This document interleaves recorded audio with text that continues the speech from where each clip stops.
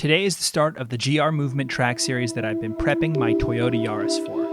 Although today, I don't have my Toyota Yaris.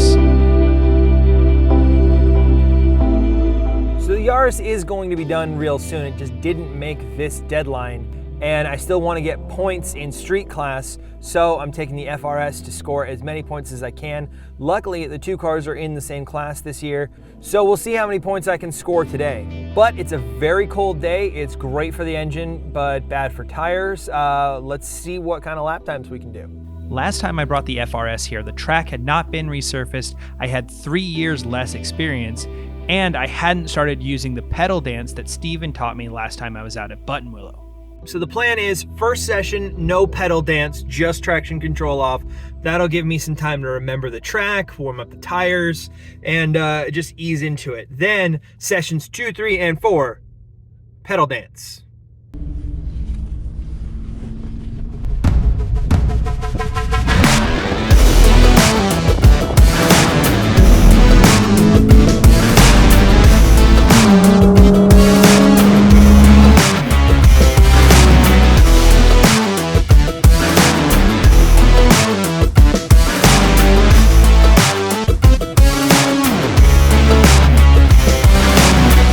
There was a lot of learning curve to this first session. Big part of it was getting new braking points because this car is 700 pounds heavier than my Yaris. It's also got more horsepower, different suspension, and it's rear-wheel drive, so it's very different. Though throughout all the learning, I have to say my favorite part was being on track with all of the rest of the GR movement.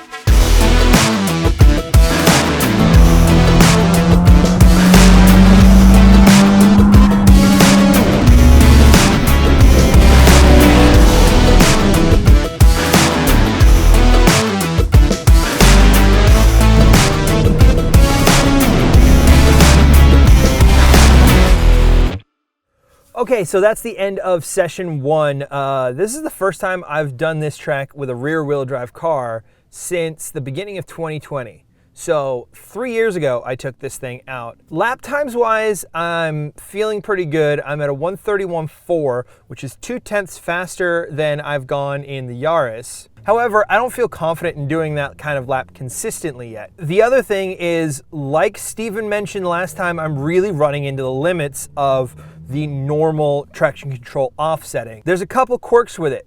It is not fully off. Right now, the car is turning traction control back on at 90 miles an hour. I don't know if that's a fault or a default, but I guess the point is that I'm going to have to turn traction control fully off to really get more time out of this car. The other thing is, it is really hard to hear this car on track. I don't get enough engine note or tire noise to really know what is going on with everything. Part of it is because the Yaris is so stripped out that not only can you feel everything, but there's no sound deadening stopping you from hearing the exhaust or the tires. So I feel a little numb out there, and I'm not just saying that because my cheeks are cold. Hopefully, as the day warms up and as I remember what this car is about, I can get used to it and start going quicker. It's a little disheartening to know that out there right now, I don't feel like a skillful driver at all. I really don't.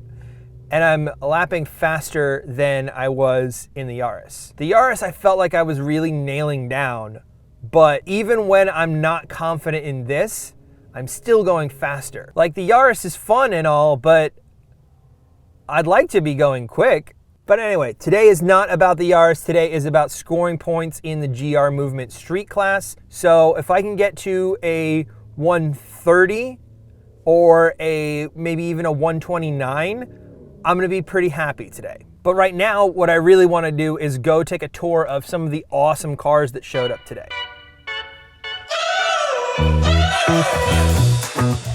We're driving cars on a Mars tonight. We're blasting off to the stars tonight. We wanna go, go. We wanna go, go.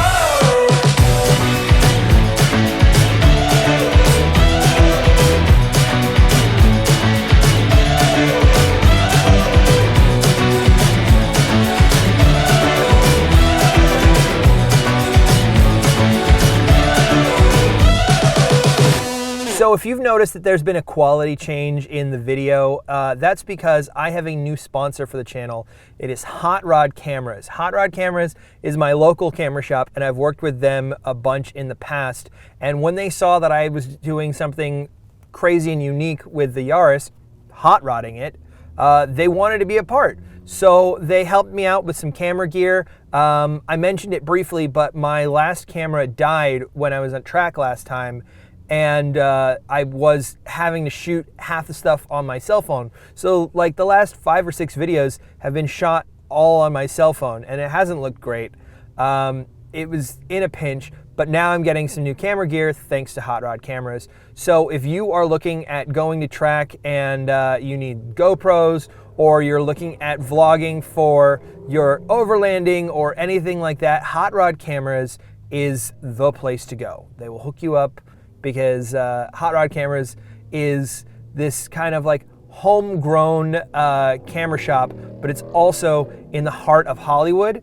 So they not only know cameras, but they're also a small business. So you're helping out a small business, and you're still getting the knowledge and experience that you need to be confident in what you're purchasing. So go check out Hot Rod Cameras.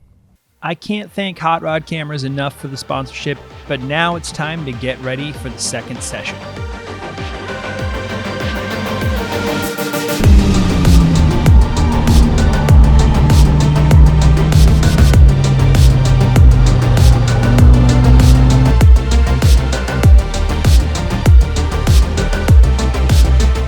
Being on track with faster cars is really cool, but if you're paying too much attention to your mirrors, you might forget your braking point.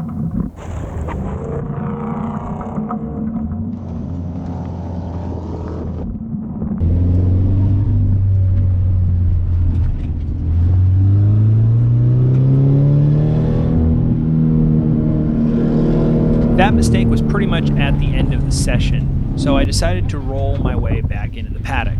But as I went for any amount of throttle, the car was sounding a little different.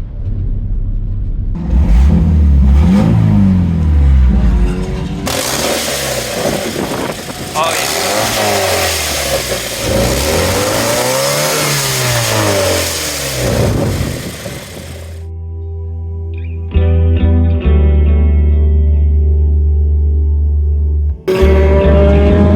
Let's take a look, see. Something's melted. Oh. Somehow the O2 sensor had backed out and burnt its way through the fender liner. Ever seen that? And no one else had either, but it definitely needed to be fixed. Holy shit! It melted right through the plastic. Yeah, it must have just been sitting on it. Okay, so that's interesting.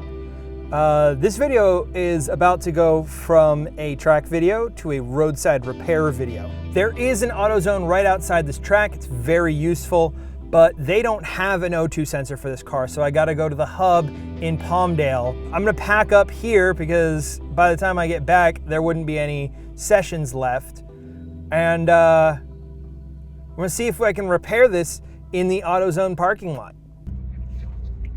Have a good one, dude. It's good to meet you. Oh, you're gone? I popped an O2 sensor out. Oh, man. Everything all right then?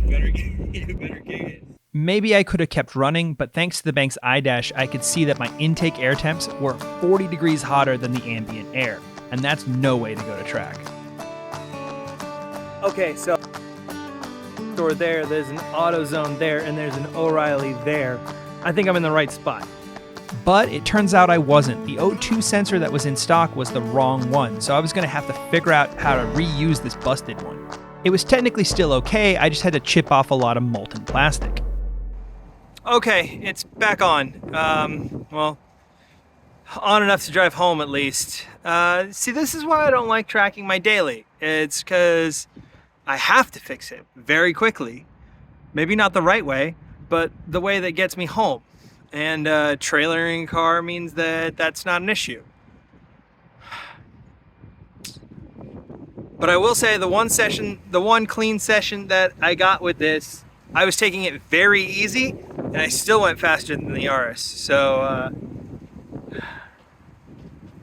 I don't know. Tracking this car is getting more and more tempting. We'll see what I do. Okay. Moment of truth.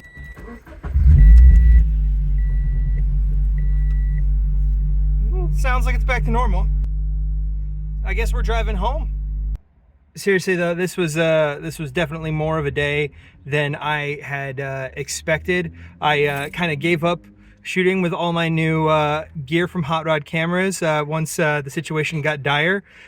So apologies for that.